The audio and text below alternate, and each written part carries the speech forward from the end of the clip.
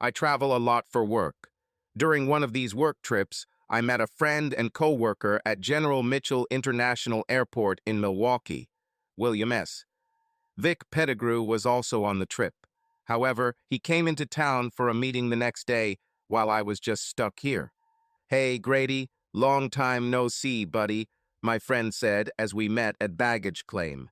"You mean you haven't seen each other since last Thursday?" I replied, raising one eyebrow, realizing that today was Tuesday, just 5 days after we last spoke through cubicle walls in Cary, North Carolina.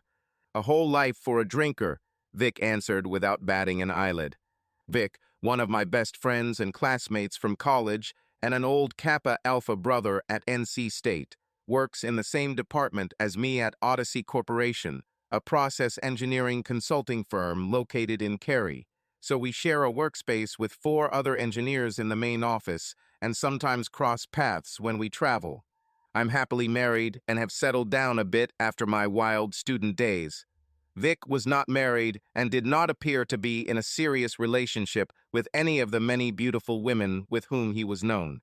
"By the way," Vic continued, "there's a great bar at the hotel where I'm staying for the night. I thought I'd go there, get settled in, and then maybe pop into the bar and see if I can make it so that by the end of the night I can find a girl." I just laughed and shook my head. "Where did you stop?" I asked him.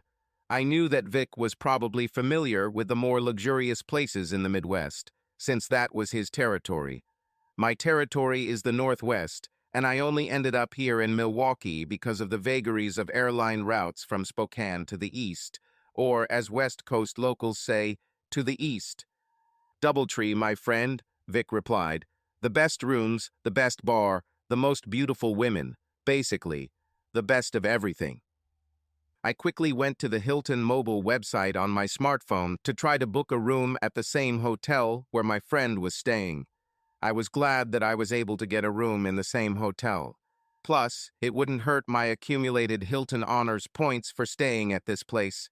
Vic and I took a taxi together and reached our destination without much difficulty. We had reservations at the Doubletree Hotel in the city center, just a few blocks from Lake Michigan and closer to the airport than the Brookfield Hotel. An hour later, we were drinking together again in the bar on the ground floor, and from the very beginning of our conversation, Vic suggested that I throw a party for the night. "You know," Vic said with a confident smile, "I could find you the right girl for the night, and maybe for a couple of days if you want." I just looked at him over the glass of drink I was sipping. I saw behind his smile that he was really serious. "Come on, Vic," I replied. "You know I would never cheat on Laurel. After all, why would I trade a steak at home for a hamburger on the road?" "Ah," said Vic with an exaggerated nod of his head, said as a true faithful husband, or perhaps as one who has been completely tamed and domesticated. He didn't say it this time, but I often heard him call the other married members of our team henpecked. "Well," I said, "consider me representative of all such cases. But I don't want to keep you up if you're hunting tonight. Go and enjoy yourself." "Thanks, buddy," Vic replied. "I think I'll do that. Maybe I'll find a woman with such talents that she can turn my world upside down." Vic took out his smartphone and clicked on one of the icons in the application menu. I watched as he tapped the screen a few times and then noticed a window pop up. "You really are a woman hunter, aren't you?" I asked quietly as he manipulated the icons on his phone screen. "You can rest assured, my friend," he drawled, continuing to work. A random thought suddenly came to me. I wondered how Vic could so quickly and easily arrange something as complex, or simple, as sex for such a short period of time by manipulating his smartphone. "This one is good. She's local. She's divorced. Supposedly, and she's affordable. Her preferences are pretty much in line with mine, and the price is right," I heard Vic mutter to himself. He then nodded to himself, closed the screen, put his phone away, and picked up his glass to take a sip. "And that's it?" I asked with considerable surprise in my voice. "No trolling at the bar, no targeting prospects, no clumsy pickup lines or dancing with multiple women to get a feel for them." No paying 3 times the price for watered-down drinks, or lying about the size of your assets and the number of times a night you can stand up.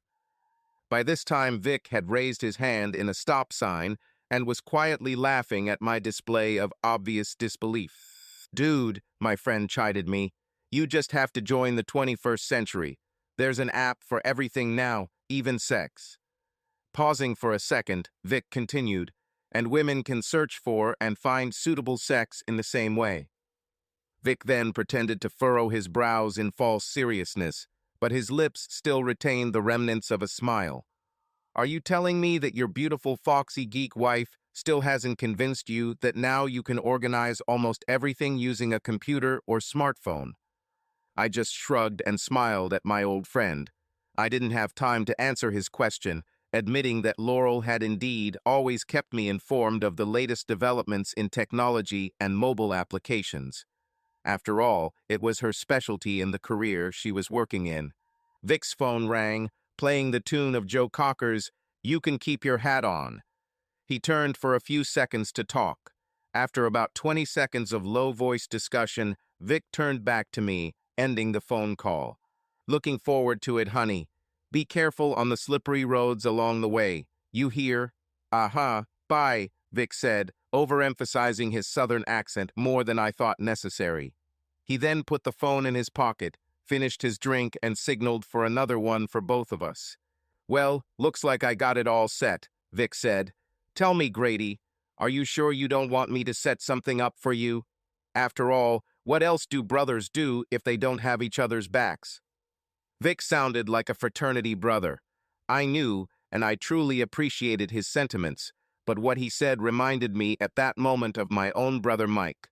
My name is Grady Stone.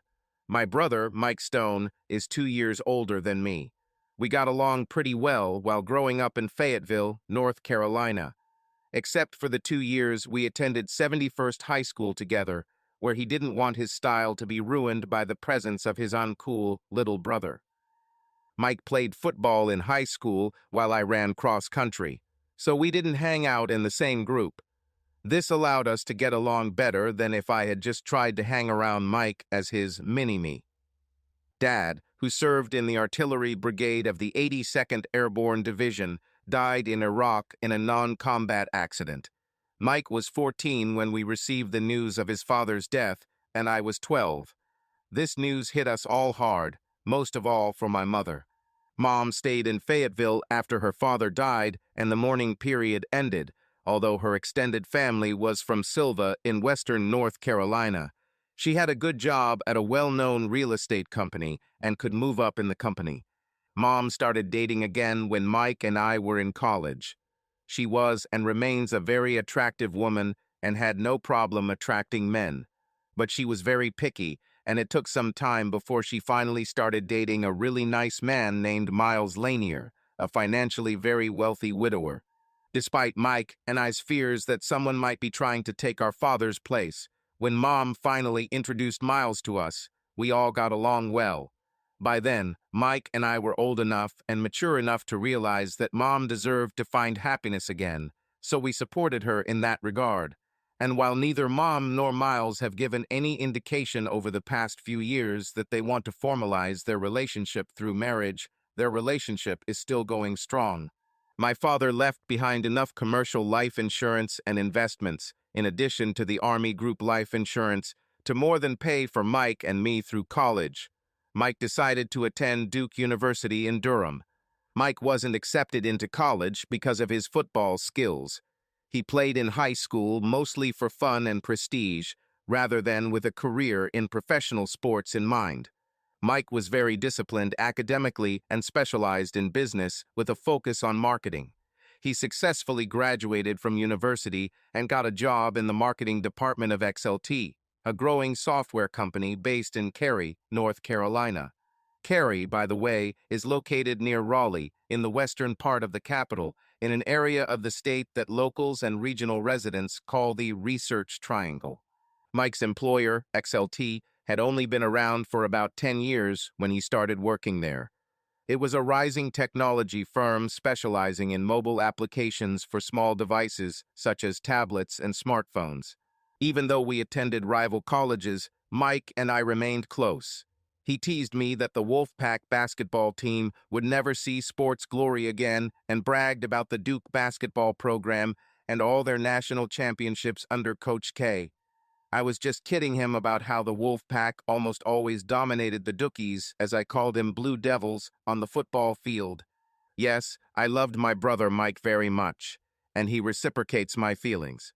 Not long after Mike started working at XLT, he met Marilee Redmond at a company event.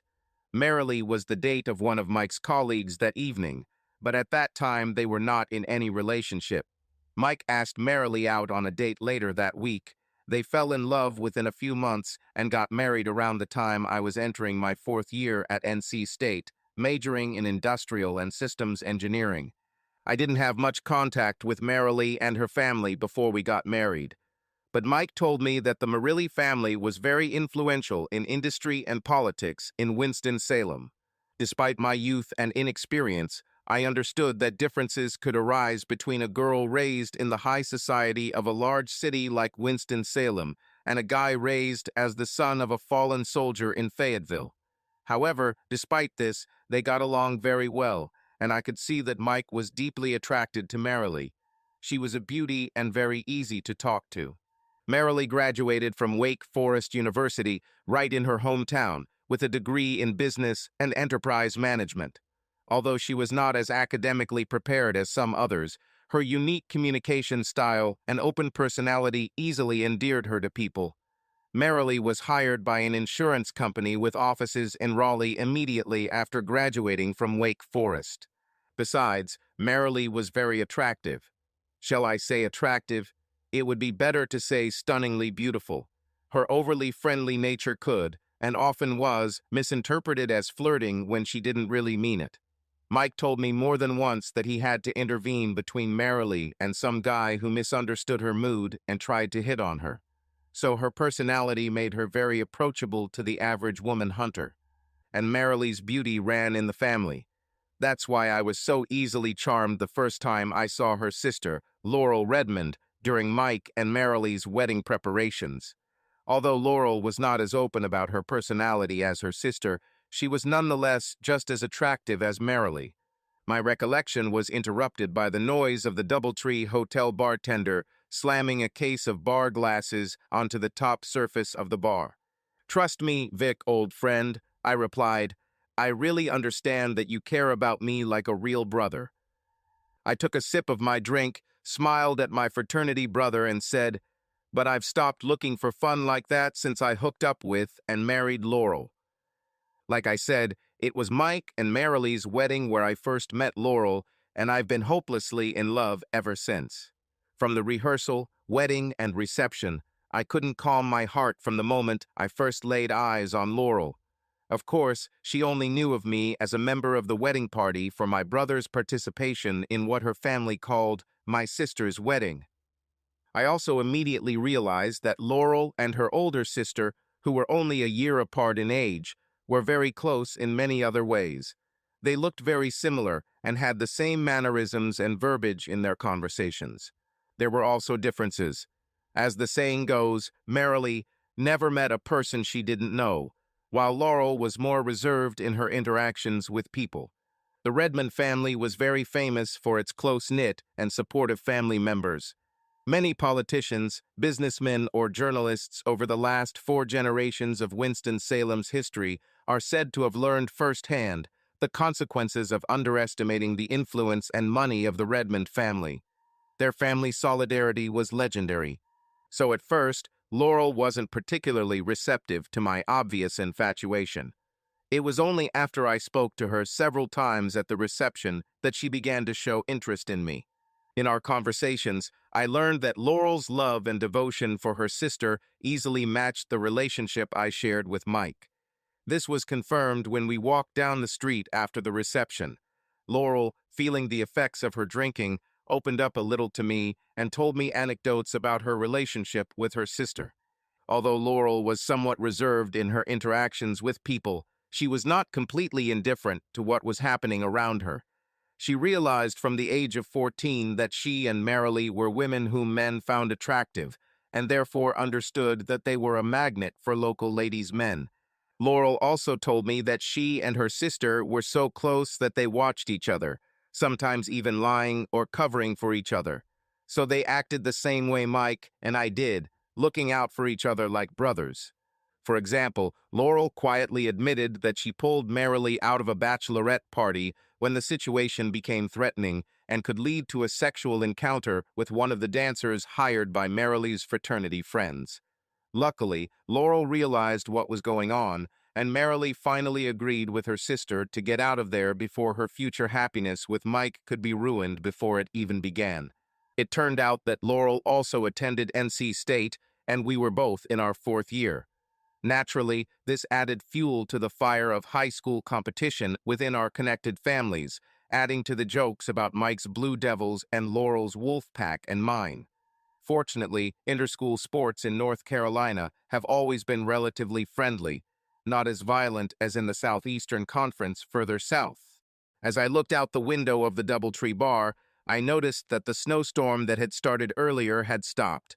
I knew that if snow started piling up on the streets of Milwaukee, the plows would make quick work of it. Milwaukee is always well prepared for winter weather.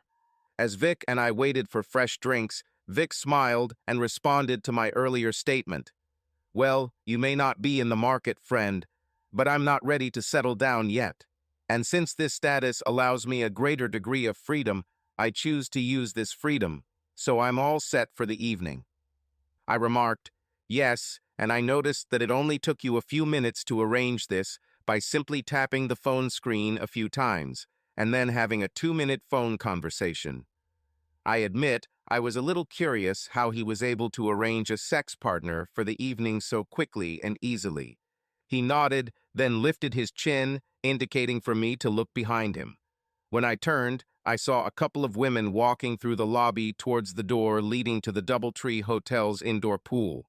Both women were attractive and were wearing short robes covering their bathing suits, which they were clearly wearing underneath. "Yes," Vic said as we watched the two ladies move through the lobby, "it was easy to arrange my night with a simple phone call. But even without that advantage, I don't think it would have taken me much time or effort to maybe get one of these girls to take off her swimsuit." I couldn't help but notice that the ladies were really attractive. They were probably in their 20s or 30s, and were probably professional women working in the same business environment as Vic and I did. I also couldn't help but smile at the warm thought that the images of attractive women in swimsuits in the hotel pool brought to mind about my wife, Laurel. I was doubly excited when I learned that Laurel was also attending NC State, majoring in computer science. I studied industrial and systems engineering at State. We were surprised that we didn't recognize each other while on campus together, but realized that we were probably just hanging out with different groups up to this point, and the university population wasn't small. In terms of extracurricular activities, I still ran almost every day, went to classes, and spent time at the Kappa Alpha fraternity house. Laurel hung out with geeks and people from computer labs. Laurel was dedicated to getting good grades as her ticket to a good job after graduation. I learned that Laurel had set high personal and professional goals for her life, seeking to achieve success through honest work rather than relying on her abundance of beauty and family connections. This is despite the fact that she had a trust fund that guaranteed that she would never have to work a day in her life. Laurel swam competitively in high school for 2 years, but now swam to stay in shape and help herself relax from all the mental stress of studying. I love to have fun, and Laurel was career-oriented from the beginning. When we later started dating, I thought a couple of times that her one-sided nature might cause us some difficulties. But her loving attitude when we were alone after we got to know each other overcame these differences in character. Laurel often seemed engrossed in her work. During our time together at NC State, her studies often interrupted the plans I made for us. This annoyed me sometimes as she missed more fraternity house events with me than she attended. Basically, you could say that in some respects we were both geeks. However, Laurel was much more than that. As a computer science major, she loved software development and application architecture. Nobody in the industry called them programmers anymore. They were software developers, and they no longer used the terms lines of code to describe development progress. Now they said object modules. As it turned out, I could understand Laurel's geekiness well, since I could at least follow her conversations about what she did as an architect and software developer. I needed to acquire some basic software development skills before meeting Laurel as a sophomore. This was necessary to automate some of the statistics and operations research methods that I studied later in my third year. This way, I could at least follow the conversations Laurel was having with her fellow computer science students as I sat with them. These minor software development skills, along with a working knowledge of the language, also looked good enough on my resume to get me hired after graduation at Odyssey Corporation. A fortunate turn of fate allowed Laurel to graduate at the same time as me. We started dating in the first semester of our senior year. By the end of the Christmas holidays, I had won her heart. We spent Christmas holidays together at Timberline Ski Resort in West Virginia. I think overall we spent more time in bed than on the slopes. It was there that I learned, much to my delight, that this reserved, geeky girl I was so attracted to could actually be a tigress in bed. We decided by mutual consent, starting from that first night at the resort, to be exclusive to each other from that point forward.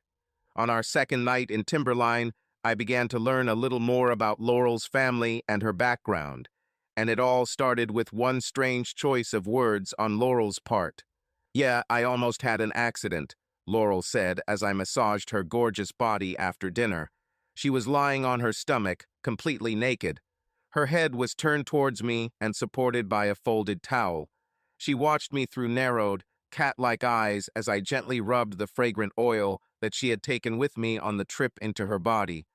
We both had a great time skiing together most of the day, only taking breaks once or twice in the morning.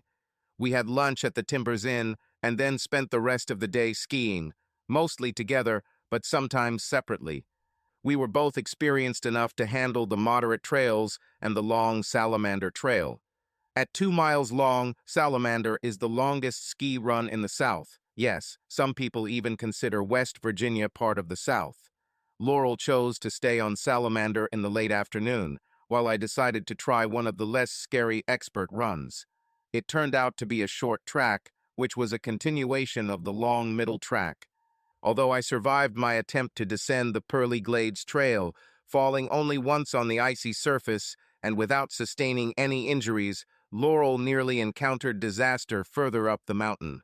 Some guy on a snowboard rudely crossed the path of a family who was skiing near where Laurel had stopped to take a photo of the breathtaking Cannon Valley, a truly magnificent view stretching out before her. The mother in this family apparently wasn't very good at skiing and overreacted by trying to get away from the guy on the snowboard.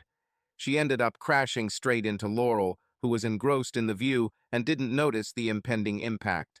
"I think," Laurel continued, "it could have caused serious injury to both of us if I had seen her coming and tensed up." I agreed and said, "Yeah, instead you just got a bruise where she hit you. Right? Here." At the same time, I patted her left buttock, beautiful buttock, even despite the bright bruise that was left on Laurel. "What about that woman? Is everything okay?" "Yes," she apologized, Laurel replied. And then I saw and heard her husband screaming insults at a guy on a snowboard as he walked away. The kids were laughing and screaming about how their dad would put his entire salary back into the family, swearing a fine jar. Here she laughed quietly once before continuing. When I heard this family talking about the swearing fine jar, I couldn't help but laugh. We had the same jar at home when Marilee and I were growing up. "Newbies?" I asked, hearing an unfamiliar word. "Yes," Laurel replied. "It's a term my maternal grandfather used. He told us stories about the textile factory where he was a foreman at the time. This was before he went into management and became CEO of the company a few years later. So, it was right after the Great Depression, and the factory started expanding again and hiring new workers. When Grandpa described the new workers in his stories, he called them newbies instead of rookies. It was one of his quirks, I guess." I nodded in understanding. Anyway, Laurel continued. So since none of this family on Salamander looked particularly experienced at skiing today, I called them newbies. It's just a term I heard and used a lot growing up. This was the first of several conversations we had about our families this week, and although the sex that accompanied these conversations was extremely satisfying, I must say that it was during simple conversations with Laurel that I realized by the third day of our stay together that I really loved her. I didn't immediately voice this feeling. 2 days later, Laurel, already awake and obviously watching my face, smiled at me with her dazzling smile as I slowly woke up and said, "Good morning, Grady, my love." This statement quickly brought me out of my sleepy state. "My favorite?" I asked with raised eyebrows and an uncertain smile. "Yes, Grady," Laurel sighed, resting her head on my chest. "My love." From that moment on, we knew that not only were we exclusive to each other, but that it would probably remain that way for the rest of our lives. During spring break, a few months after our ski trip, we formally agreed to get married and spend the rest of our lives together. That summer after graduation, we delighted both families, especially her sister, who was married to my brother, by getting married in the same church where Marilee and Mike had gotten married the year before. My mother joked that the children from both marriages would be double cousins. At my wedding, my brother Mike stood next to me as best man. Vic Pettigrew was also standing next to me. Marilee, Laurel's sister and my sister-in-law, was the senior bridesmaid. One of her bridesmaids was Laurel's childhood friend, a girl named Lydia. Surprisingly, Laurel insisted that we not have a bachelor or bachelorette party before the wedding. I asked her why, but she just said that she had heard and seen too many stories about how such parties lead to infidelity. She reminded me again of what almost happened at Marilee's bachelorette party and how it almost became a disaster. My fraternity brothers were a little disappointed. They wanted to throw me a big farewell party before entering the world of marriage. I found out later that Marilee was also a little disappointed. She wanted to throw a nice party for Laurel and maybe herself, even though she seemed happily married and faithful to my brother. But I gave in to Laurel's wishes, opting instead for a lovely intimate dinner with Laurel, Mike, Marilee, Vic, Lydia, and myself at the same restaurant that had been the Redmond family's favorite spot since the sisters' parents' wedding. We had a wonderful dinner, told stories about each other, some true, most made up, and danced after dinner. It was truly a great time, with the added benefit of no hangover and with clear memories of the night before, without the slightest feeling of guilt the next day and all the days after. When Laurel and I started our life together, we had similar goals and aspirations, but we approached the day-to-day aspects of living together differently. I learned new concepts easily, especially engineering ones. I didn't feel the need to constantly cram books. Laurel, however, seemed to be constantly learning. When she wasn't in the computer lab, she was studying books or the library's online research network. She had to thoroughly research the concept, consult with others, study it, and reflect on it until she recognized that she had mastered it. This habit carried over to her professional endeavors at work. Luckily for our post-graduation situation, Laurel was hired by the same company. My brother Mike worked for XLT Software in Cary and in the same city as my new job, Odyssey. The stars simply aligned for us after graduation and marriage, allowing us to live and work in an area relatively close to where we studied and fairly close to our extended families. Laurel and I found a nice starter home a couple of miles from Mike and Marilee's house. With the help of a down payment from Laurel's parents as a wedding gift, we were set up. My experience in cross-country in high school forever instilled in me a love for outdoor running, especially in the woods, and there were several natural running trails around Cary. Laurel, on the other hand, loved to swim, but was not interested in active outdoor activities, preferring to spend time developing on her computer, which, of course, was a very indoor activity. However, Laurel took breaks from her work from time to swim and relieve stress, allowing the water to relax her brain and find a solution for a specific module she might be having trouble with. After a long swim, she would reach an aha moment. A solution emerged, and her movements in the water accelerated. She continued swimming for at least 10 more laps before exiting the pool, quickly removing her swimsuit if she chose to wear one, of course quickly rinsing off the bleach and returning to her task at the computer. Since Laurel was allowed to work from home via remote connection after her first year in the office, it was not uncommon to find her working absolutely naked after swimming. Laurel worked on her computer, connected to the office network via a virtual private network, oblivious to the world around her and the fact that she hadn't gotten dressed after a quick shower after leaving the pool. She did not allow herself to miss the moment when the solution to the code occurred to her because of such a small thing as the need to get dressed. I've often wondered how a UPS delivery guy would react if he rang the doorbell to get her signature and she ran out looking like that. When I came home and found her working in her mother's clothes, I would grab a beer, quietly enter her office, and just sit there, watching her beautiful naked body in an ergonomic chair. I sat mesmerized, enjoying the magnificent play of her breasts as she typed or controlled the mouse. Eventually, Laurel would reach a transition point, whether it was the completion of a suitable function or procedure, or the development of an interface that combined the best characteristics of two or more different types of objects, classes, or software modules. She raised her clenched fists high into the air in a Rocky movie and spun her chair, turning her magnificent naked body with her breasts raised high above her head. After the second or third turn, when she finally opened her eyes and realized that I was watching her, well, more like openly staring, Laurel immediately fixed her eyes on the tent in my pants. She jumped out of her chair and ran into my waiting arms. Depending on our hunger levels, we would either immediately move on to quenching another thirst, our passion, or we would put it off until dinner. Of course, I insisted that we cook dinner together, without Laurel having to get dressed. Yes, life was wonderful. And then everything changed. My curiosity began to get the better of me as Vic and I were talking and drinking at the Doubletree bar, waiting for his date for the evening. "Hey Vic," I started cautiously, "can you show me this app you use to set up dates? I have to say that I find it a little incredible how easily you manage to arrange all this." "Sure, buddy," Vic replied, reaching for his smartphone. I noticed that it was one of the new Samsung models. Now, before I was allowed to install the app on my phone, I had to be referred by someone to the very private and exclusive service behind it. I raised my eyebrows and Vic nodded and continued. "Yes, this is a recommendation system that helps you get started, something like Good Times in Kappa Alpha, remember? Then you fill out your profile and they verify that you are not a registered sex offender or criminal and that you have a valid online payment system." "Don't ask me how they do it all," Vic continued, "because I just don't know.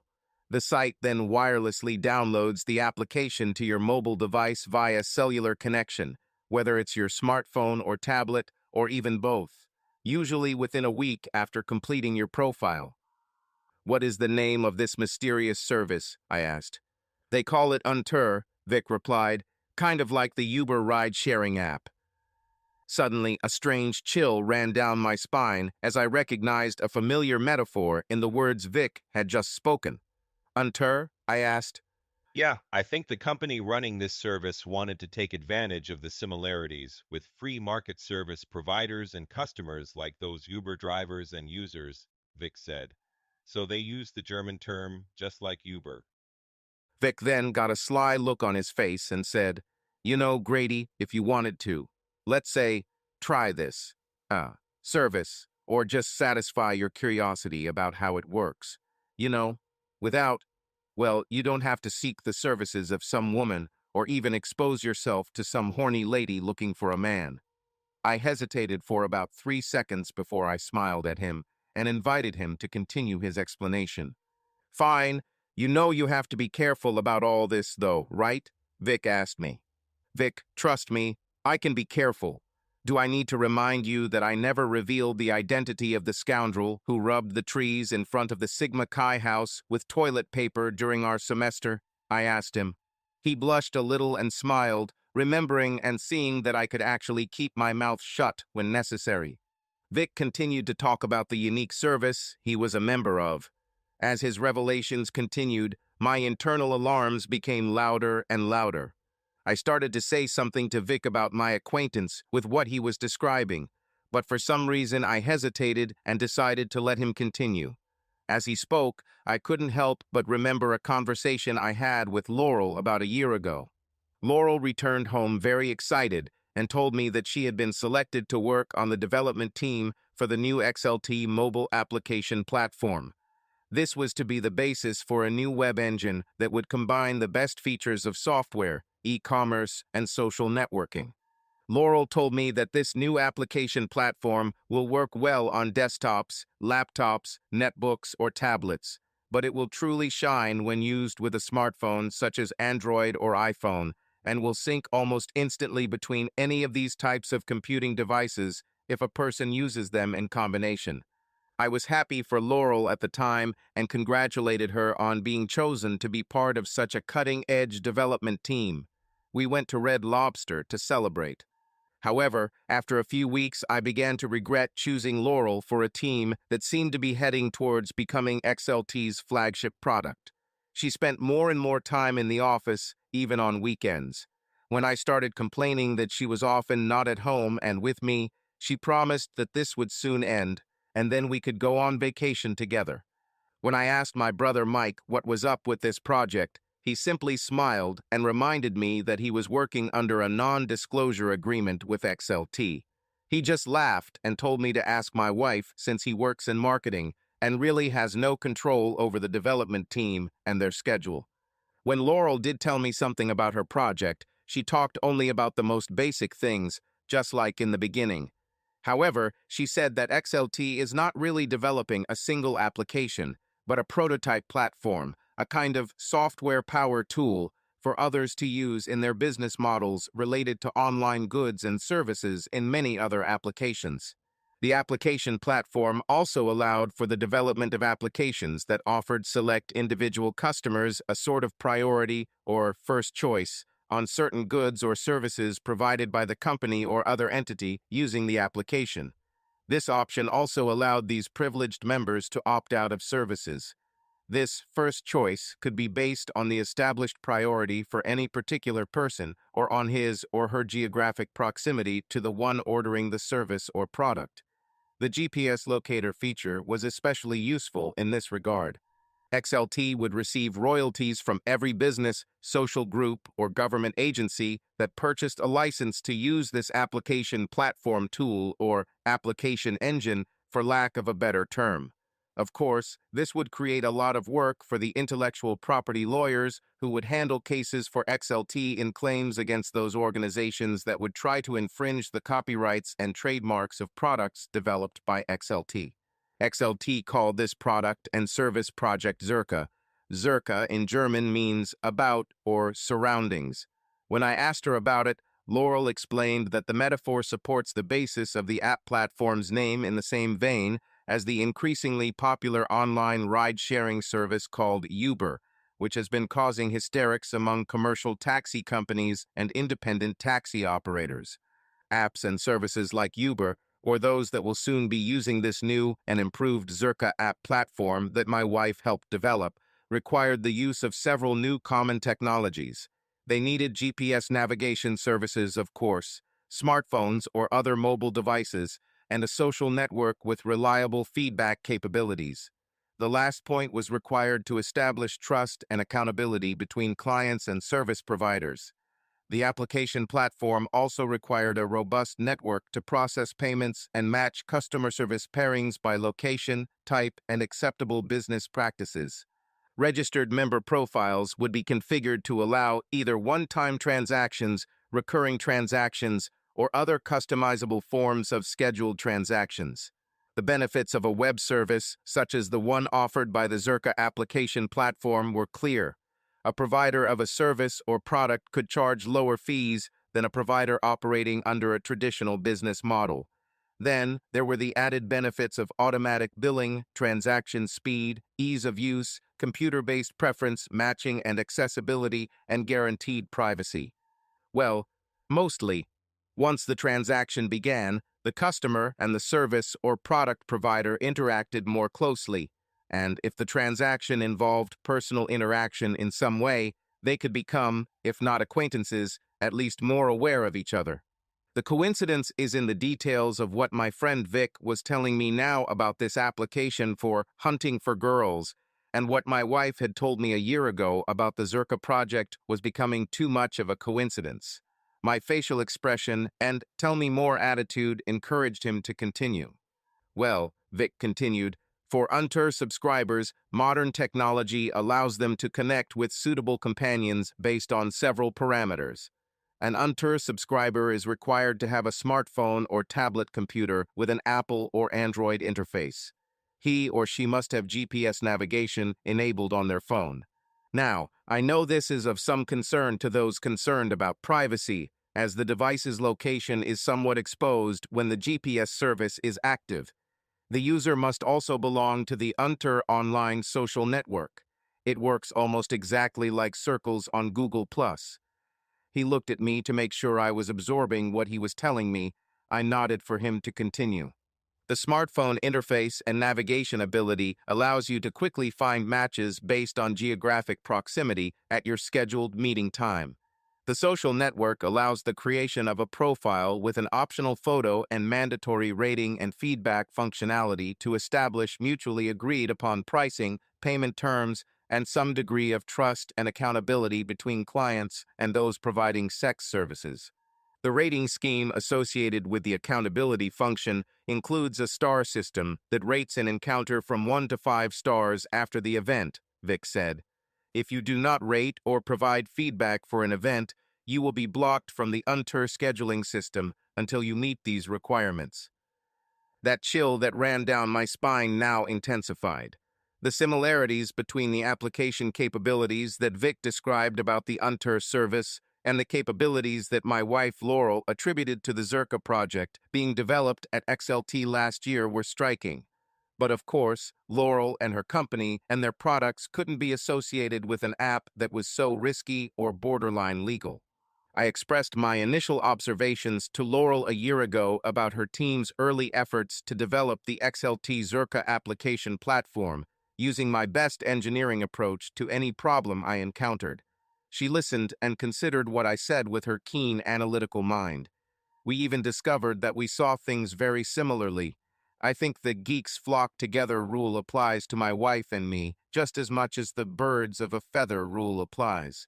Laurel actually started writing down and typing some of what we talked about in our early discussions about the Zerka project while sitting at her keyboard. She said she appreciated my engineering and business ideas for what she was now describing in terms of pure software development. She particularly liked my proposal for modules that are required to collect consumer or user feedback and factor premium services into the design, as well as my proposal for a feature that takes into account things like special event coverage. For example, if an application using the Zerka platform included an entertainment or ticketing service, then its business rules would need to account for a premium for premium members, requiring special consideration for things such as merchandise, events, group needs, or services associated with calendar events such as Christmas, Hanukkah, New Year's, and Kwanzaa, or even St. Patrick's Day, West Point Founders Day, and Mardi Gras. Premium membership could also come with the benefit of dynamic pricing protection. For example, if the NC State basketball team, by some strange coincidence, ever repeated the miracle of 1983 and made the NCAA finals in March of any coming year. Haha. Possible problems that I saw with applications based on the Zerka project included a general lack of regulation of applications based on it, the possibility of sensitive information being leaked from within, and the need to provide protection from external threats to the business. Cybersecurity is always a concern, especially with so much personally identifiable information, or PI, available to a determined cybercriminal. Also, old ways die hard, and usually they go to fight. I reminded her of the legal and regulatory challenges that taxi companies and independent cabs, or gypsy taxis, have been making across the S in an attempt to keep Uber from destroying their way of life under the old commercial transportation model. Some commercial taxi operators have even been known to vandalize the vehicles of those they identify or even suspect as Uber operators. The use of this type of online mobile service was also quickly becoming part of the repertoire of criminal enterprises. If the service or product operated in that shady area, I reminded Laurel that there would always be threats from law enforcement, as well as threats from shady competitors. This was especially true for those doing business in a new technological field but conforming to the old-school criminal model, including the violent elimination of competitors through intimidation or elimination. If someone was intentionally, or even accidentally, starting an online venture that was moving into Carmine territory, so to speak, he or she could expect a visit from Salvador and Guido. These days, however, they might even receive visits from Ramon and Enrique, or even Janos and Dimitri, with the expansion of criminal enterprises in America stemming from Latin American and Eastern European families. In fact, ethnic gang activity was getting so bad these days that I jokingly told Laurel that I wouldn't be surprised if someone in a dark parking lot ran into Sven, Lars, and Ragnar any day. Then there were the issues of ensuring security for network members from attack, theft, or blackmail, and subpoenas in any legal proceedings that might arise regarding any unpleasant or perceived harmful consequences of using the service. I now asked Vic, so, tell me a little about the service providers in the background of all this, about the products of Unter's business model, about potential sexual partners. How does the service keep so many of them available? Vic almost shocked me at that moment.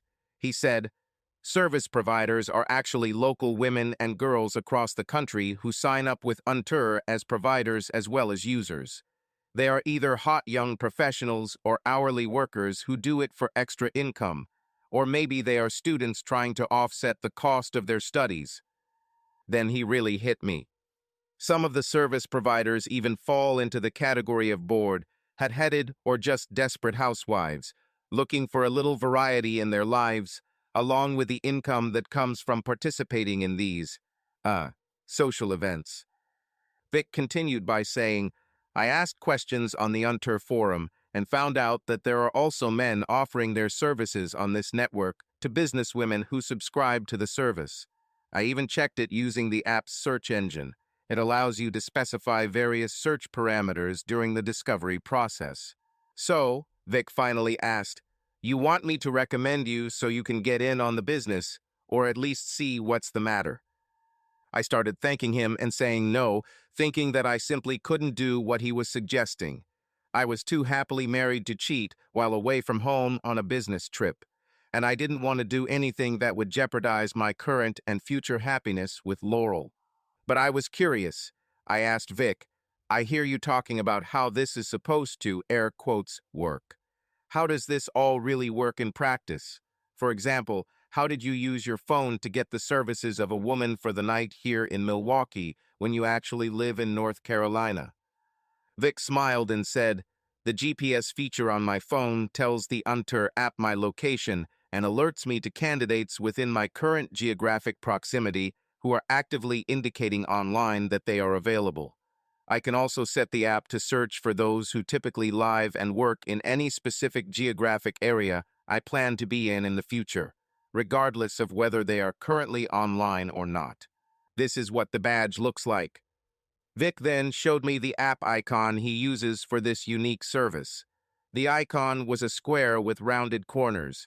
In the center was a large white capital I on a blue background. Vic told me, usually the color around the iota symbol is black. It turns blue, as it does now, only when a heterosexual contract is established between two consenting parties when a man seeks female company. I was instantly confused. I asked him, what does the Star Wars character Yoda have to do with app icon design? Vic laughed and said, dude is the Greek letter iota and is usually pronounced iota. Vic continued to inform me, the women I have met so far as members of the Unter service use a very similar app, but the icon for them is black with the Greek letter lambda in the center. It's sort of like an inverted V. But when one of the women is working, her badge turns a deep pink color, which the women call hot pink. But hey, dude, for men, pink is pink. Do you know what I mean? And, Vic continued, there's even an option for those who play for both teams. If they're setting up this kind of meeting, then their app icon should be some kind of rainbow design. I had a flash of what it might look like in my head. At this point, however, I was approaching the point of information overload. Vic added to this by saying, I even read on a website forum that you can set up meetings for 3s or even more. In these cases, the number of participants signed up for the scheduled event is displayed at the bottom of the application icon. I heard enough to know that what Vic was showing me was combined with what I already knew from my experiences with my wife Laurel and her efforts to help other partner companies develop their own specific applications for their niche industries. Let me give you another example, Vic continued. Let's say I want to set up a meeting in the Raleigh area for this weekend. He then double-tapped the screen, giving me real-time comments. I'm just entering one of the zip codes for Raleigh. I saw Vic enter 27607 and hit search. Less than 15 seconds later, his phone screen changed to display a list of more than 10 candidates within a short 5-mile radius of the New Bern Avenue post office on the west side of Raleigh, right next to our home in Cary. Another clue to this mental fusion, as I called it to myself a few seconds ago, was the trademark at the bottom of the search page that Vic showed me. She stated her case clearly and clearly. Unter, a trademark of Star Power Developers, Houston, Texas. Zerka Application Framework, a trademark of XLT Software, Cary, North Carolina. Vic took a sip of his drink a second later, so he didn't notice the look of recognition on my face when I noticed the details of one of the search results highlighted on his phone screen, which lay on the bar between us. He reflected the alias of one of the ladies available in the Raleigh area, one who was available to meet someone for a discreet sexual tryst there that night while I was here drinking with my longtime friend at a bar in Milwaukee, hundreds of miles away. The nickname I saw on Vic's phone screen, Packlover 721, matched perfectly with the email address Packlover721 on our home.com email domain. It was an email address that I was very familiar with. Laurel's development team at XLT began their Zerka project by working with their software architects for a while, and then began developing the common modules that would be needed once the overall architecture was presented to the XLT management team and approved. Then the real development effort began. They linked all application platform interfaces to a database server used as the company's database backend administrators, or DBAs. Then, with the functionality and data connections in place, the graphic artists took on the task of creating a professional yet visually appealing user interface. So now the frame is in place and everyone can relax, right? Ha, if. Not in your life. Phase 2 of all this madness is about to begin. Once the developers were satisfied with the beta version of the app platform, they began sending invitations to development teams from other companies around the country. Then a veritable carnival of app development began, with everyone trying to outdo each other in delivering their desired products and services with the best usability of specific mobile apps they could offer, with XLT receiving a cut from each of them for developing the core application engine behind all of their mobile service applications.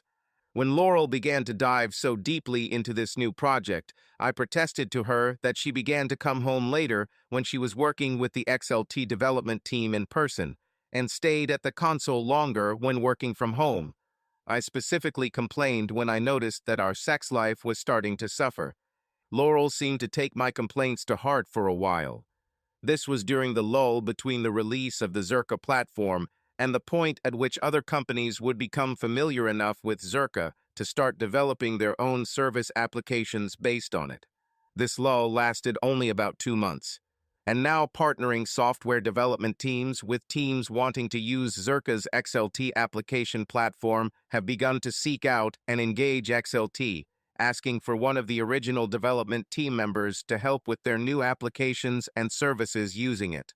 "Oh, Grady, honey," Laurel said to me after we had just finished having sex for the first time in 2 weeks, when she was very busy with one of the client development teams. "I know things are very tense right now, but everything will get better soon, I promise." Come on, Laurel, I said, but not harshly. I may have been born at night, but it was not last night.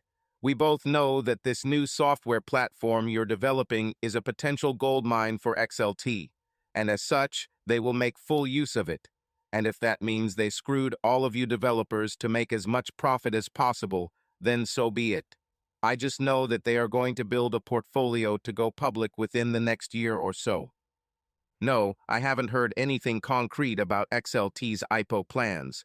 But as a practicing industrial engineer who consults with new companies and their processes and motivations on a regular basis, I was very familiar with the aspirations and maneuvers in the typical management circles of such companies. And the XLT was starting to match that model almost exactly these days. Well, Laurel said, I don't know about IPOs and things like that, but I know that my leader, Jerry, promised me that this difficult schedule would soon calm down for all of us. This is right after we deal with all these newbies who are using Zerka to get their apps into early development. Newbies, I asked with a slight pause. Then I remembered our conversation some time ago before we got married. You mean like recruits? Laurel laughed and said, Yes, Jerry assigned me to help a team of mobile app developers from a company in Texas so that they could get our help. They may be new at this, but they seem to have everything under control. And I don't know exactly what they're developing yet, but they've gone to great lengths to attract serious talent. That night, we didn't talk about business anymore. In fact, the only sounds we made were moans, little cries, giggles, and sweet words. The next day, Laurel and I again entered a period where we were unable to relax in the evening and then have spontaneous sex. It wasn't always Laurel's fault. I also started going on business trips more. But during the times when I was home, Laurel would come in later and more tired than either of us would have liked.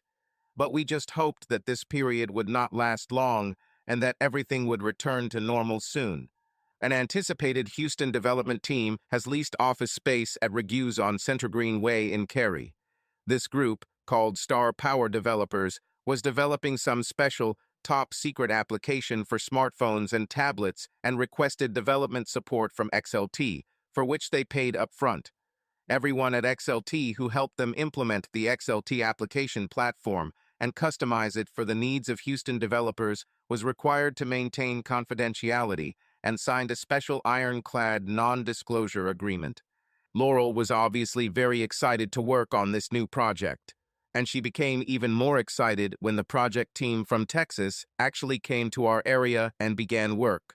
She was especially excited to work with Cameron Whittington, a prominent rising star in the software development world at large and a prominent member of the Houston team. Cam was extremely talented and innovative in the field of software development, having been educated at California Polytechnic University. The only thing I personally didn't like about all of this was that Cam was also a very handsome and charismatic guy.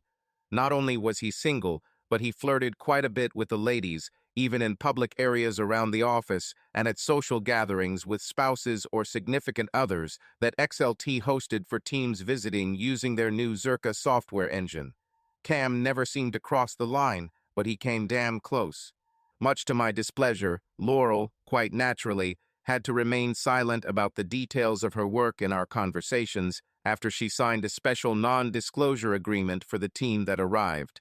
I had previously heard a lot of praise for Cameron Whittington, as well as some general details of her work. But suddenly, mentions of the project and the work of Cam and his team stopped. I didn't realize this shift in the rhythm of conversations at the time, or my wife's need to work in the Whittington team offices late into the evening more often until much later. Concerns about the possible stability of my marriage now began to develop in my mind as my conversation with Vic Petitrew continued in Milwaukee. I finished my drink and turned down the next one Vic had offered, as well as any adventure Vic might have arranged for me through his smartphone and his special membership in this unter dating service. I took the elevator to my room and thought about the consequences of what I had learned that evening until 2 o'clock in the morning. Then fatigue finally overtook me. But before I finally fell asleep, I couldn't help but think about what I saw on my friend's phone screen. I knew for a fact that the email address my wife Laurel used for her non-business communications was packlover721 on our home email domain.com. It just couldn't be what it seemed. Or could it? Could it really be that my wife Laurel is involved in this high-tech affair? Was she some kind of cyber call girl? My last thought before falling asleep was that I needed more information, and I needed Vic's help. The next morning, I went to the Doubletree restaurant before Vic. I finished my eggs, sausage, and hash browns. In the North, the client receives hash browns instead of porridge for breakfast. Then Vic entered. I noticed that Vic had a slightly bleary-eyed look, indicating that he had not gotten enough sleep, probably for a different reason than I did. The corners of his mouth turned up slightly at the start of what would probably become some kind of wide smile by the end of breakfast. My prediction was confirmed when he saw me. I chuckled softly at his expression. Despite my own concerns that my personal situation at home might be deteriorating, Vic seemed to be doing great on the road. "Wow, buddy," Vic said, sitting down and taking the obligatory cup of coffee that was handed to him by a passing waitress. As she turned to go back to the counter, he continued, "That girl last night, wow." I waited while he mixed 3 cups of cream and 6 packets of sugar into his cup of coffee and drank the disgustingly mixed stuff. I drank my coffee black and couldn't understand how someone could put so much crap in their coffee and still claim to enjoy it. "So, I take it that the girl was satisfactory?" I asked. Then he raised one hand and said, "I'm not asking you to kiss and tell, mind you. I understand that a gentleman does not act like that." Vic looked at the clearly visible buffet and said, "No, it's okay. I don't mind telling you. Firstly, she was not that young, she was in her 30s, and her husband was a doctor who was also an avid sled dog racing enthusiast." I was stunned. Her husband. I thought I heard you say she was divorced, and I could not continue what I wanted to say at that moment, so I grabbed my coffee mug and took a long sip. I immediately regretted it because I didn't notice that the waitress came and refilled my coffee. I have to say she gave me a burn. I coughed and reached for ice water after spilling some coffee, putting the mug down too quickly to cope with the sore throat. When I finally calmed down from the scalding heat of the coffee, I leaned closer and almost hissed the following comment to my friend, "I can't believe you." "Hey, buddy," Vic said. "I didn't know she was still married until we talked in the shower this morning before she got dressed to leave. She left this part of her profile a little vague when I checked it online before confirming the appointment. If I had known that she was still married, I would not have arranged the meeting. I have principles about cheating on a spouse of any gender. I will absolutely never cheat on my wife when I finally get married, and I will not tolerate her doing it, and I will not even tolerate anyone we associate with if they do it. I remember growing up with joint custody between my mom and dad," Vic continued. "It was a pure hellish place, and I will not contribute to this, not if I can prevent it." "So why do you have such a satisfied smile on your face?" I asked. "Hey," Vic responded with his own form of pragmatic logic. "I did not find out about her marital status until she left this morning. But before that, the sex was just amazing, and she was too. No matter how hard I tried, being a healthy man, I simply could not help but acknowledge his logic at the moment." We finished breakfast, and Vic had an hour left before he had to leave for a meeting downtown. I had about 3 hours before boarding my new flight at Mitchell Airport, which was only a half-hour drive from here.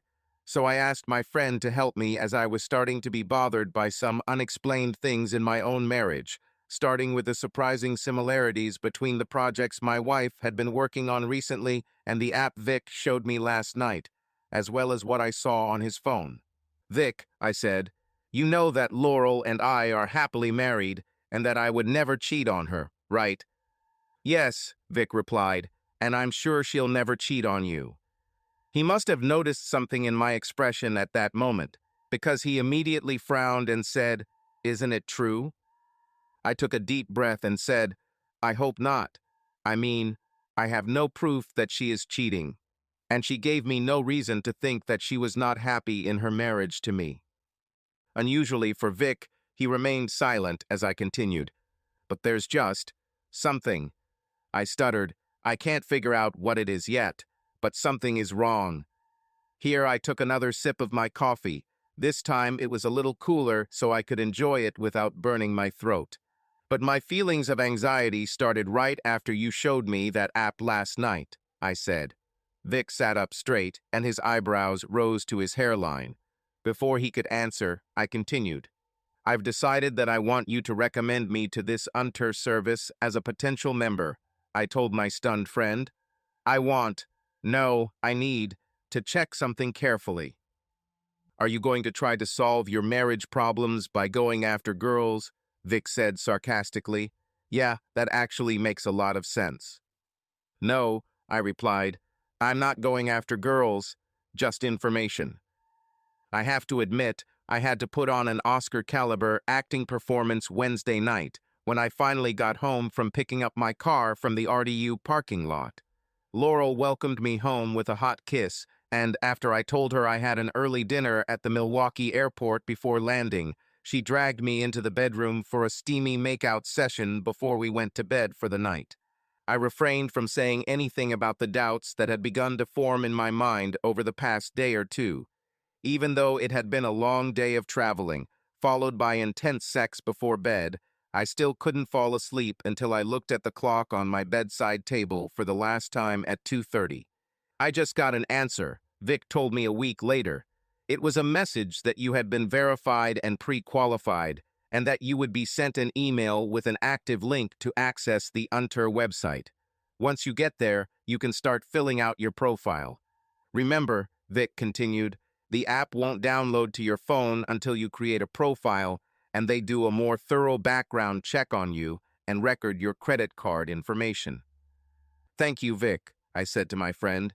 Remember, no one needs to know about this. No one, especially Mike or Laurel. A few days ago, I told Vic in Milwaukee that there were some things that might just be a weird coincidence, so I didn't want to cry wolf if it was all just a coincidence.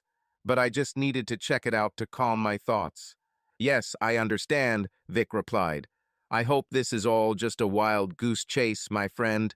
I'd hate to think that Laurel... Well, you know... Yes, I assured him. I understand. Me too. See you.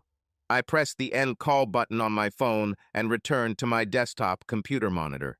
Surprisingly, when I checked my email client, I already had an auto-reply message from the Unter service. I clicked on the active link. I know I shouldn't click on active links in emails to avoid falling for scammers. But this was a case where I deliberately ignored this warning about bad information security practices. It took me relatively little time to create my Unter profile. I think I spent 30 minutes filling out all the questions online. Most of the information they wanted initially was typical contact information and the minimum credit card information required for billing. Then the questions became more personal. The questions about my sexual and relationship preferences were actually quite harmless. I have to say that I was a little surprised. I have read the disclaimer and warning about following the rules, especially about timely, post-event evaluations. When I finished, a message appeared on the screen stating that once the profile information was verified, the Android version of the Unter application would be downloaded to my HTC smartphone. This may take up to a week. In fact, it only took 2 days. When the app arrived in the morning, I saw a download complete icon at the top of my phone's home screen. When I lowered the notification screen, I saw an indicator that I needed to click on the OK button to complete the download. I did so, and the Unter application icon in the form of a white iota on a black background appeared on the second screen of my Android. My home screen was already filled with icons for the apps I used regularly. This suited me. This kept the Unter icon out of my home screen so it wouldn't be noticed by accident. Okay, now I have an application. What's next?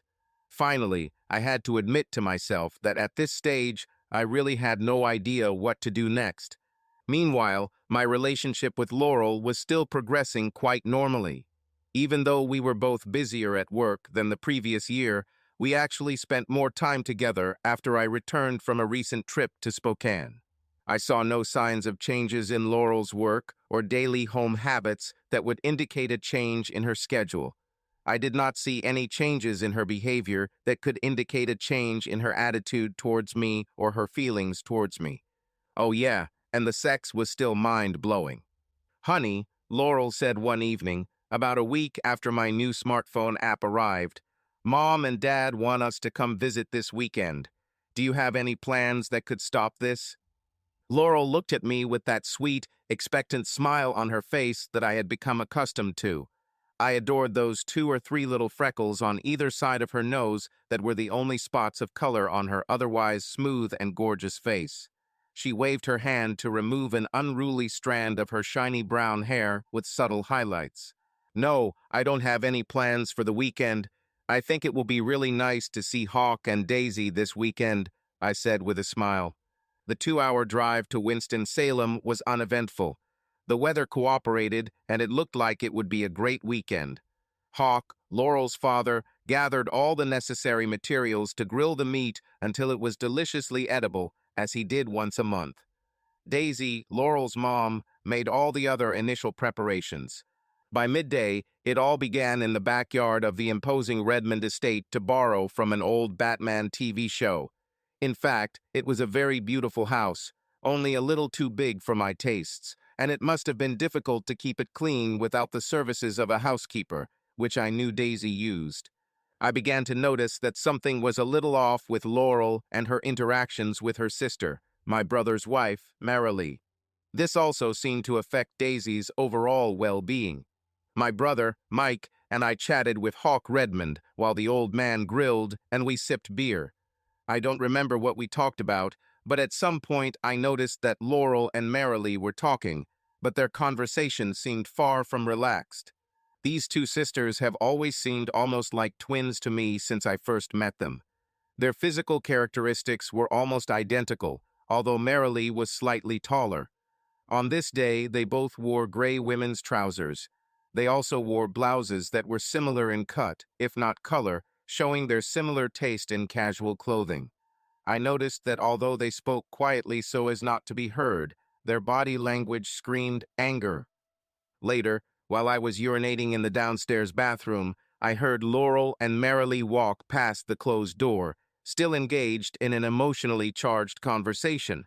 I could only hear vague sounds until they came straight to the bathroom door. Then I was able to catch one very clear phrase from one of them, although I could not determine from whom exactly. You better think about this carefully. Infidelity is simply not an acceptable path, and you know it. And then they walked past the door, and I couldn't hear them anymore. By the time I dried my hands and opened the bathroom door to look at the two sisters to see who was talking to whom, they had already walked down the hallway and out onto the patio. I reached into the back right pocket of my pants and pulled out my smartphone. I walked into the empty library across the hallway and woke up my phone from its electronic sleep by tapping the Unter app icon. I needed to check something. I knew Laurel always carried her phone with her. I used the search discovery tool to determine if there were any Unter followers nearby. It took about 20 seconds for the list to show at least 6 available female users within a 10-mile radius of where I was. I recognized one username among them. My mood began to deteriorate before my anger rose. I pressed the map button. Yes, the username of interest was highlighted with a pop-up window and a pointer indicating its exact location at that moment. Packlover 721 was in the same place on the map where I was standing. She is here. You're too quiet, honey, Laurel told me when I drove back to Carrie on Sunday afternoon. Are you okay? Uh-huh, I said casually. I'm afraid my thoughts were still running around everything I had learned so far, and I wasn't paying much attention to my wife. Trying to distract myself so as not to reveal my worries, I decided to change the topic. Are you and Marilee okay? It seemed to me that there was some coolness between you this weekend. Laurel turned and looked straight ahead, her expression feignedly indifferent. Yes, everything is fine. Sometimes her sense of humor can irritate me. Oh, I said, well, as close as you two have always been, I'm sure this little fight won't last long." Laurel didn't respond with words, but shrugged and sighed. She then turned the lever to recline the seat and rested her head on the headrest, closing her eyes, which could simply be a nonverbal signal that she wanted to rest or a way to avoid further conversation. As we sipped wine after dinner on Monday night, Laurel told me that she would be helping another software development team for the next week, and possibly longer. "This may cause me to be late a few times over the next couple of weeks," Laurel said. "The guys who come want to see how to use the Zerka framework to create a mobile app to find the lowest price for gas in a given geographic area." Laurel sighed and continued. "This has been done many times before, but I guess when newbies like these guys are just starting out, they let their excitement at the idea overwhelm their willingness to do basic research on possible competition." Then she looked at me and asked, "What?" Obviously, I allowed myself to smile when I heard her use the term newcomers to describe the efforts of this young and energetic new software company and its aspiring developers. "Nothing, honey," I said. "I hope you can help them get up to speed quickly. I've been putting this off for 2 weeks since the Unter app downloaded to my smartphone. Other than that search mode, which I only ran once in Winston-Salem the previous weekend, I didn't explore any of the app's other features. I was chatting with Vic when we met in the break room at Odyssey when he gave me insight into the Unter app that I didn't even know I needed. Dude, when I first start looking for potential candidates, I just use the flirt feature, Vic told me. When I looked at Vic with that look on my face that said, "What the hell are you talking about?" he grinned and continued. "Dude, this app is kind of Ashley Madison on the go," Vic explained, referring to a well-known service that scandalously and openly specializes in promoting online romances on the side. You can go into flirt mode, and it will open up a sort of chat room, and I think it really is a chat, my friend told me. "You haven't made a date yet, so you haven't yet crossed the line of physical cheating. You're just using this feature to get to know each other a little better online, to get to know each other a little better beyond what's on your Unter profiles, especially since you told me that neither of you have a current photo yet. I've been thinking about this all day." That evening, I remembered that Laurel had said that she would be home much later than usual due to working with that new team that was temporarily in town. I grabbed some chicken from Popeye's on the way home so I wouldn't have to cook. I was sitting in the living room after throwing out the trash after dinner. My phone was lying on the armrest of the soft chair in which I was sitting. I was thinking about what Vic said about the flirt feature in the Unter app. Did I really want to do this? What will I learn if I do this? What would be the outcome if I found out that something was really wrong in my relationship with Laurel? I knew that, as part of her job, Laurel would often sign up to use some service for which she was helping a software company develop an application.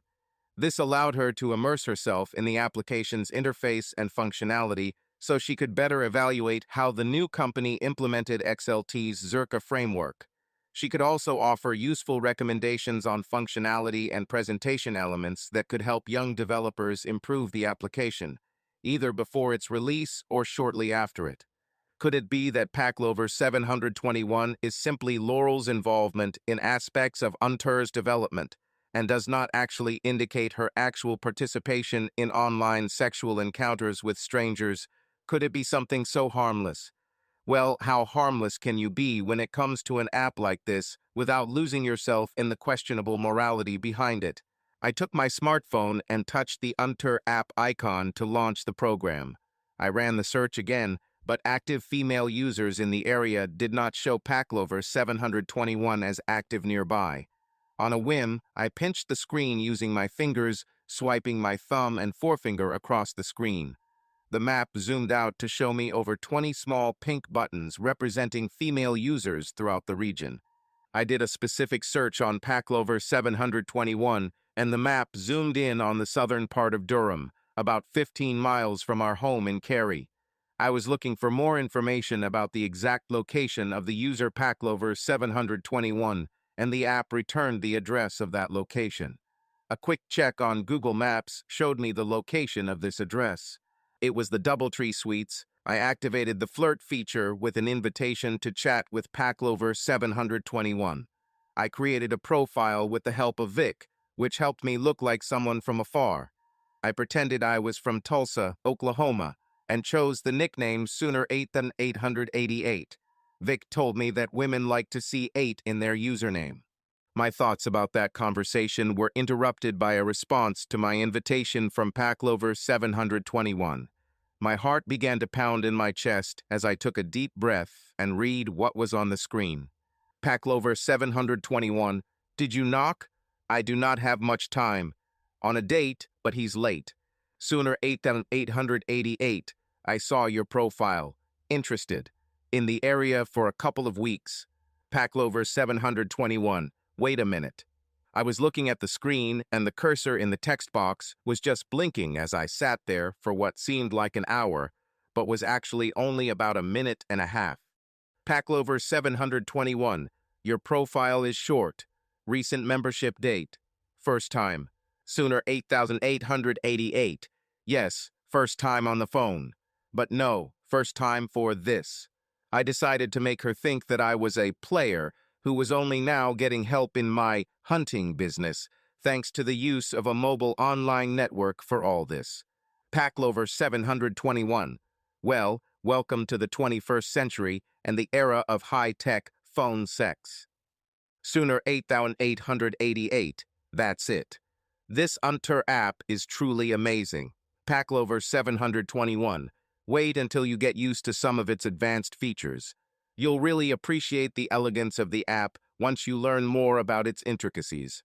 Now it sounded like a press release about the Unter app, even though my brain was trying to convince my heart that it was really someone other than my wife, Laurel. This online chat was increasingly sounding like the boasting of a proud software developer. Yes, it reflected the mindset of someone who was delighted by the fact that his software development efforts make it easier for him to cheat. And she does this using an app that is a product of her own high-tech skills. Sooner 8888. New to this, sorry if I'm clumsy. Packlover 721. Everything is fine. I enjoy teaching beginners. I froze when I read this and simply turned off my phone, taking a deep sip of wine from the glass next to me. I just shook my head and quietly said to the empty house, "Damn." I was sleeping when Laurel finally came home after midnight. I think I was so emotionally exhausted from all this that it also affected my physical state. The first thing I realized when she got into bed was how the alarm clock went off at 6 in the morning. I was just talking to my brother on the phone right after giving a quick morning report to my boss about plans for my next trip to Spokane. After all, my job still required my presence and effort on behalf of Odyssey clients, despite the personal challenges I was experiencing. Now this morning, I just needed to talk to my brother and let him know what might be going on and how I feel about it. He has been my biggest support person in life and has always been the best male conversation partner for life issues that I have needed to resolve in the past. I really hope I'm wrong, Mike, I responded to his statement. But there are too many coincidences for this to be just an accident. I mean, when you consider how the service works, the branding of the company on the screen, the username for the subscriber here in the Raleigh area, and even the manner in which she chooses and uses words. I stopped to collect myself before I got too emotional, either angry or sad or both. I need to find out, I said with confidence and determination, and I want you to help me. Hey, my brother, you know I'll help you in any way I can, Mike responded, then paused for a few seconds. But you know this will also affect my marriage. I mean, if you and I are somehow involved together in exposing something that could negatively impact Laurel, well, merrily, damn it, the entire Redmond clan will attack us with fire and malice, regardless of her innocence or guilt. You understand that, right? The consequences of his words hit me like a blow. Damn, Mike, I told him. I don't want my problems to get you in trouble. I mean, with you and Marilig, or with both of us and Hawk and Daisy. I was talking about how our mutual relatives, the Redmonds, would react to all of this if it all went south, and at the moment it looked exactly like this. Knowing Hawk Redmond, Marilee, and Laurel's father, it won't be pretty, especially for Mike and me. Well, you know they won't let their children suffer in any way, even if it's just embarrassment over some sexual indiscretion. Here Mike was channeling the airy, stereotypical voice of a grand southern dame. It's just, deep breath, not done in our circles. Despite the seriousness of the situation, we both laughed at his cartoon. Well, I guess I need to get some support for both of us. We'll need corroborating evidence from someone other than you and me if this really goes awry. What it looks like right now, I added. How about we get Vic to help? Mike first met Vic at my graduation ceremony and then again at Laurel and I's wedding. He also knew Vic from several of my company's social events that I hosted at my place involving Mike and Marilee. Yeah, I think that might work better. Here he paused and sighed, saying, damn, just damn.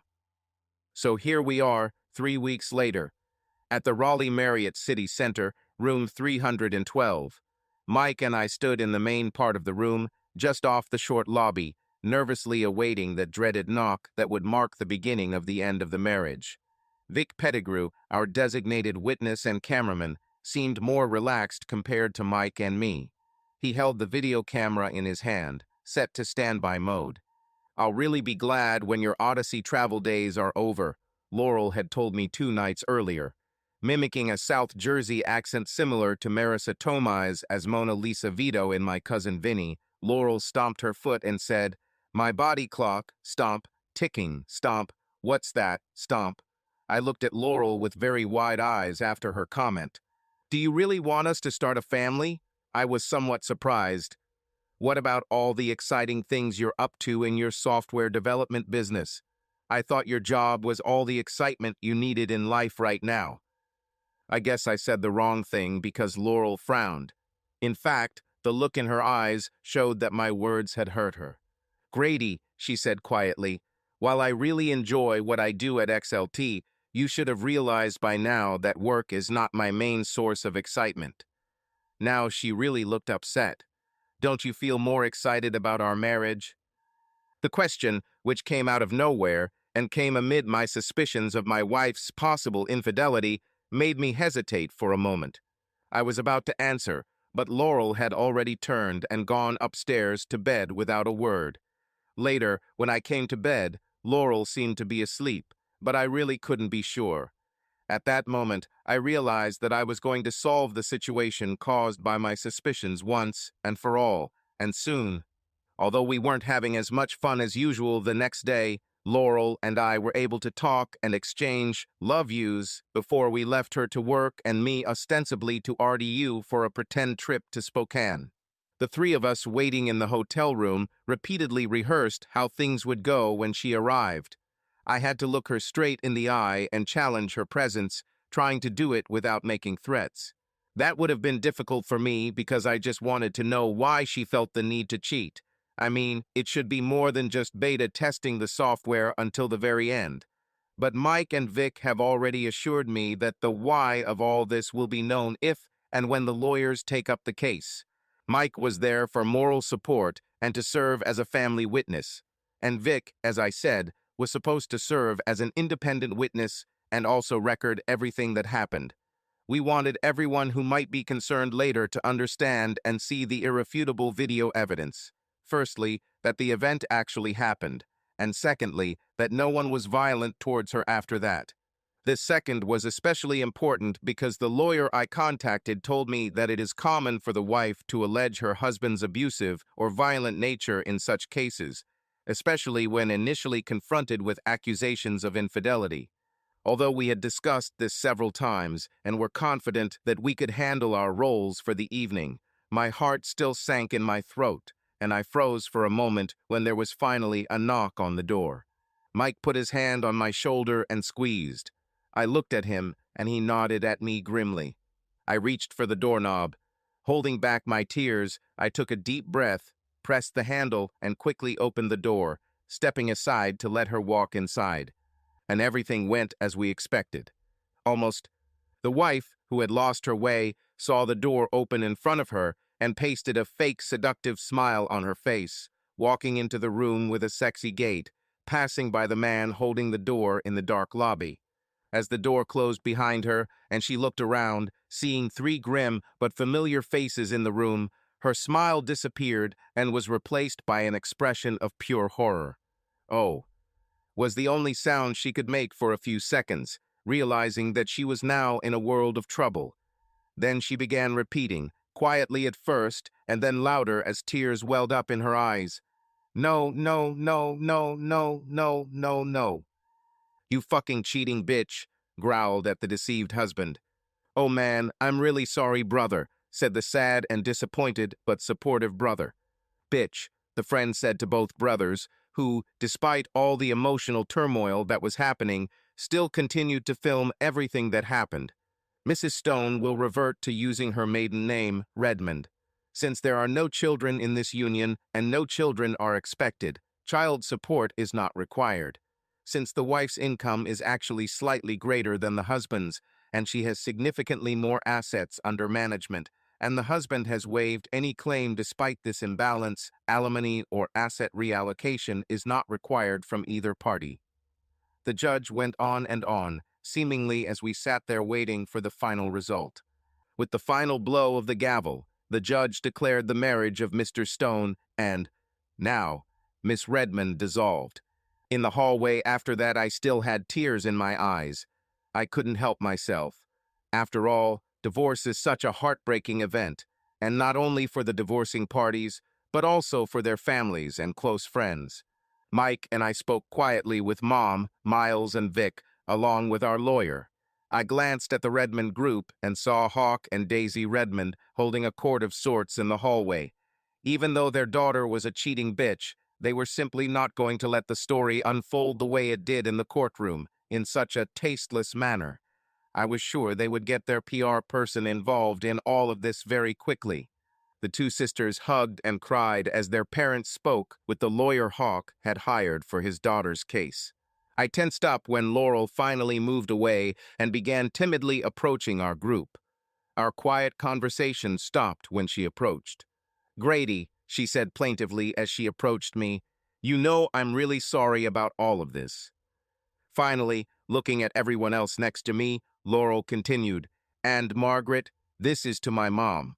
I know it hurt you and Miles, as well as Grady and Mike." She sobbed, wiped her nose with the handkerchief she was holding, and said, "Grady, can you ever forgive me? And you too, Mike." Mike frowned at Laurel and partially looked away without answering. He hadn't spoken to Laurel or even her mother at the moment. During the trial, it was revealed that both Laurel and her mother found out about Marilee's infidelity as well as her recent infidelities and confronted her, but did not tell Mike anything. I looked at Laurel and said, "Yes, Laurel, I already told you that I forgive you." She looked at me with an expression of awakening hope. I continued talking. "But you knew what Marilee was doing, and you didn't tell me. Or Mike. What kind of loyalty was this supposed to show?" I asked. Laurel started to get angry, but controlled herself, quietly replying, "It was the same loyalty to my sister that you always showed to your brother. Look, Grady, I know I should have said something sooner, but I was just too surprised by what was happening, and everything seemed to be happening too quickly for me to stop and think about it. And anyway, Marilee and I always looked out for each other.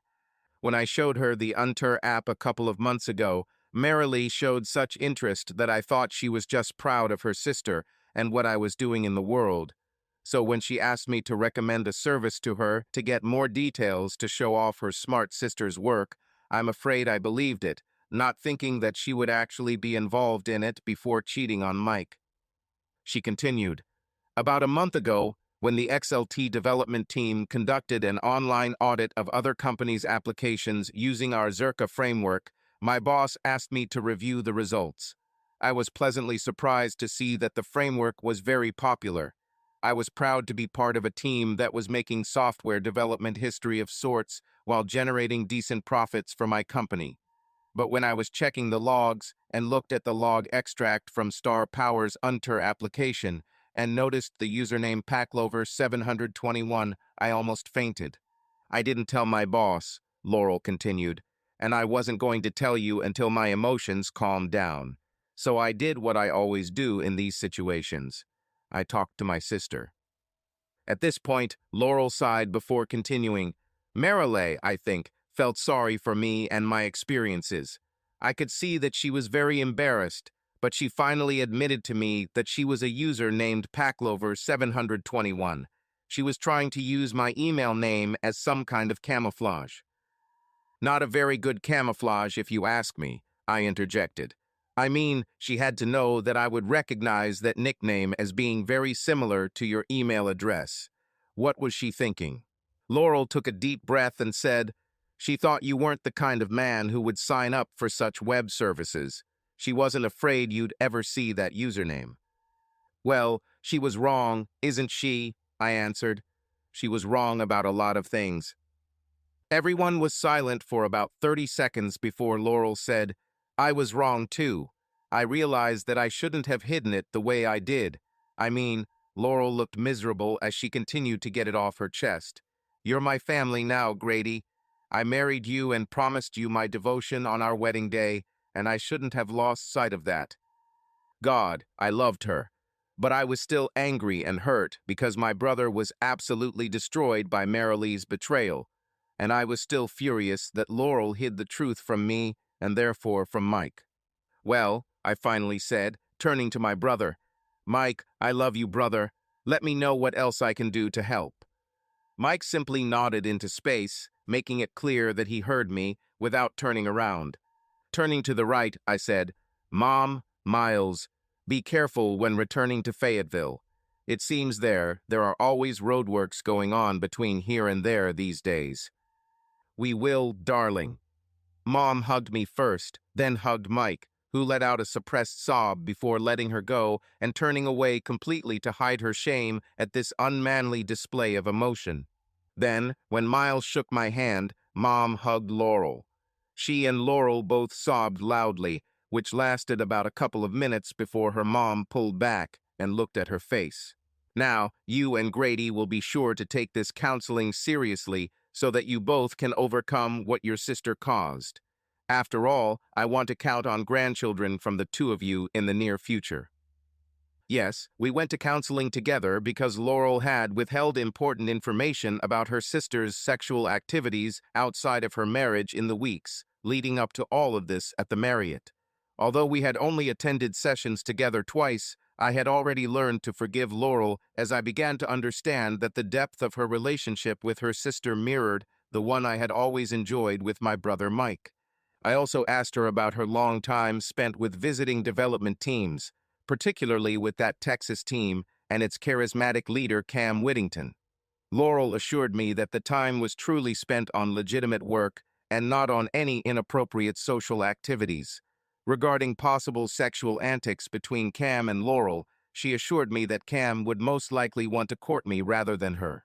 It seems that Cam Whittington has become something of an expert at deflecting suspicion about his true sexual preferences by perfecting his talents for flirting with the women he has worked with.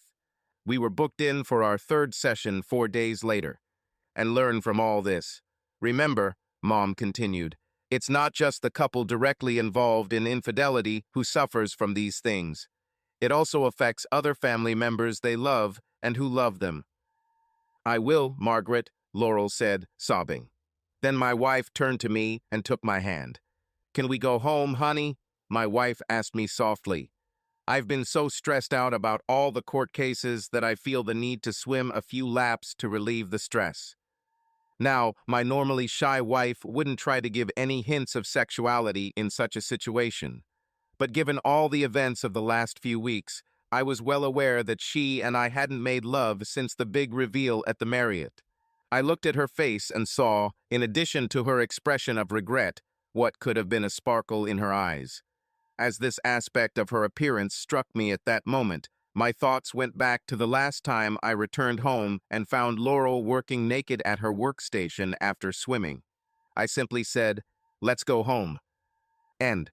Subscribe to our channel so that your love doesn't cheat on you, and go ahead and listen to the next story because this story is nothing compared to the next one. If you're under 18, don't even think click to the next one.